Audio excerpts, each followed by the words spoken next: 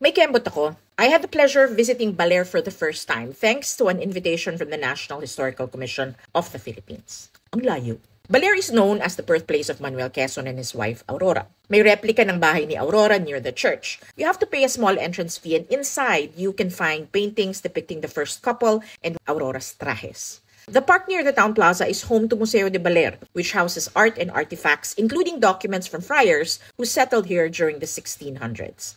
Incidentally, there is a cafe a few meters away from the museum's entrance called 1609. That's the year the settlement was founded by Franciscan missionaries led by Fray Blas Palomino. In front of the Museo de Baler, you can find a statue of Baler's greatest son, President Manuel Quezon.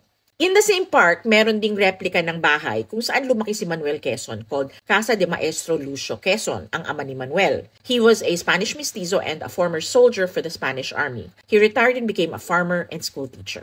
President Quezon's father and younger brother Pedro or Heping were killed by local Katipunero revolutionaries in 1898 because of the elder Quezon's loyalty and assistance to the Spanish soldiers. This was around the time the last Spanish soldiers, unwilling to surrender, were holding siege in the Church of Baler. This event was the very reason I was in Baler. Imagine this, Filipino revolutionaries laid siege to this church. Inside, the last 54 Spanish holdouts, called Ultimos de Filipinas, stayed in this small space for 337 days from July 1, 1898 until June 2, 1899.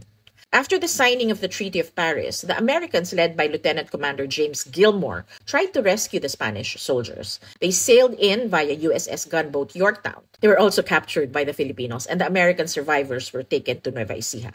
The end of this siege is now commemorated as Filipino-Spanish Friendship Day. Every year, the NHCP, the local government of Baler, and the Spanish and European diplomatic community come together to celebrate. As Aguinaldo wrote, the valor, determination, and heroism with which that handful of men, cut off and without any hope of aid, defended their flag.